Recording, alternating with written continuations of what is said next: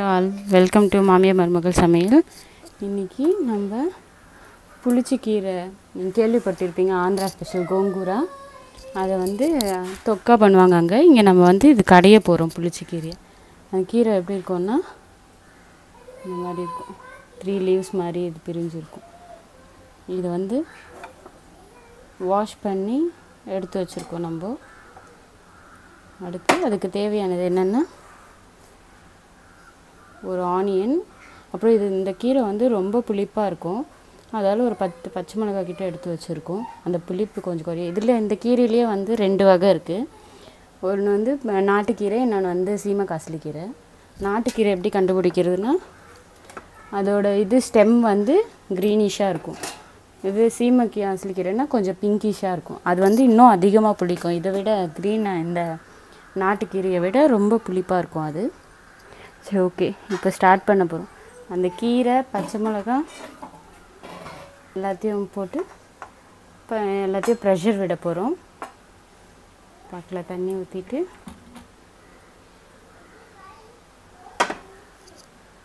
காஞ்ச மிளகாவும் தனியாகவும் அரைச்சி போட போகிறோம் அதில்.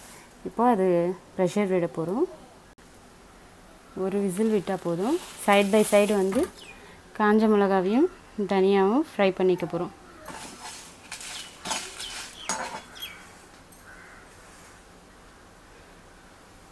அந்த கீரை ப்ரெஷர் வந்த பிறகு நல்லா கடைஞ்சிட்டு கடைசியாக இந்த காஞ்ச மிளகாய் தனியாக எல்லாம் போட்டு மிக்ஸ் பண்ண போகிறோம்.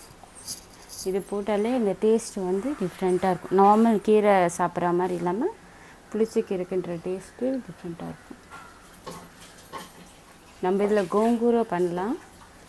அது இன்னொரு நாள் உங்களுக்காக வீடியோ கொடுக்குறோம். இது ஈஸியாக ஒரு நாளில் வச்சு சாப்பிட்றதுக்கு அப்படின்னும்போது இது மாதிரி ஈஸியாக கடைஞ்சிக்கலாம். சீக்கிரமாகவும் முடிஞ்சிடும். இது ஸ்டோர் பண்ணோன்னா நீங்கள் கோங்கூரை பச்சடி மாதிரி கூட பண்ணிக்கலாம்.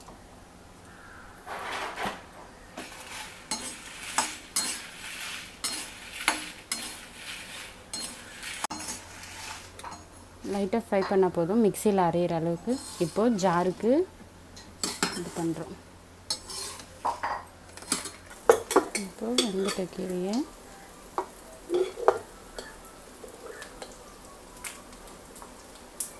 எடுத்து மண் சட்டியில் போட்டுக்கணும்.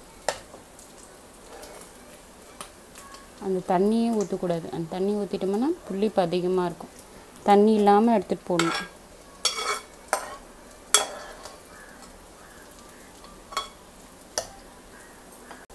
பெருங்காயம் போடுறோம். நெக்ஸ்ட்டு சால்ட் தேவையான அளவு. ரொம்ப புளிக்கும். அதுக்கேற்ற மாதிரி பார்த்துக்கோங்க. மத்து வச்சு நல்லா கடைஞ்சிக்கணும்.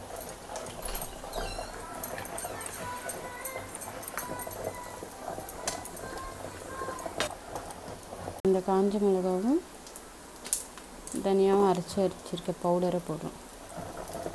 அதையும் சேர்த்து மிக்ஸ் பண்ணுறோம்.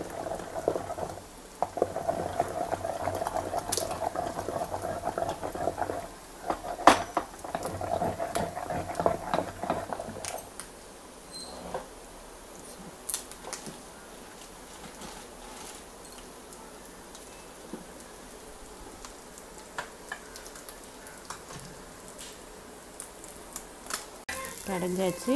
நெக்ஸ்ட்டு இப்போது தாளிக்க போகிறோம்.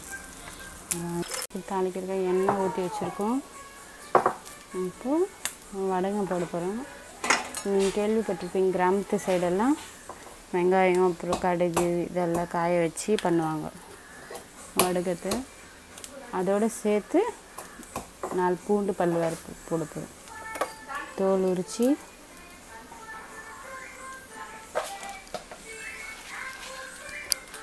அப்படியே ஸ்டவ் ஆன் பண்ணி போட்டால் தீஞ்சிரும். அதால் ஆஃப் பண்ணிவிட்டு, ஏன்னா நல்லா காஞ்ச பிறகு ஆஃப் பண்ணிவிட்டு வடகம் போட்டால் அதிலே பொரிஞ்சிடும். ஆனியன்ஸ் இதெல்லாம் இருக்கிறதால நல்லா எண்ணெய் காயும் போது போட்டோம்னா தீஞ்சிரும். அதனால் ஆஃப் பண்ணிட்டோம். நல்லா காஞ்ச பிறகு இப்போ போட்டால் அந்த எண்ணெய் சூட்லேயே நல்லா இதுவாகிடும்.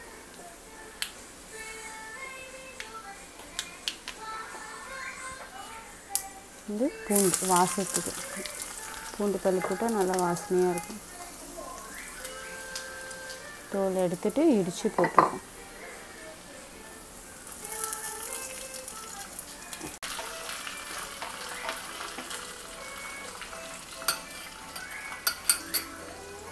அதுக்கு கடுகெல்லாம் நல்லா பொரிஞ்சு பிறகு கீரையில் கிடைக்கும். நல்லா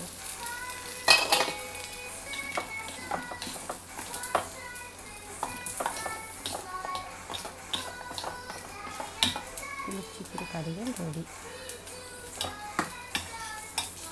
இந்த புளிச்சக்கீரையை கிராமத்து சைடு காய்ச்சலக்கீரை அப்படின்னு கூட சொல்லுவாங்க. புளிச்சக்கீரை ரெடி ஆகிடுச்சு. தேங்க்ஸ் ஃபார் வாட்சிங். பிடிச்சிருங்க லைக் பண்ணுங்கள், கமெண்ட் பண்ணுங்கள், சப்ஸ்கிரைப் பண்ணுங்கள். தேங்க்யூ. பை.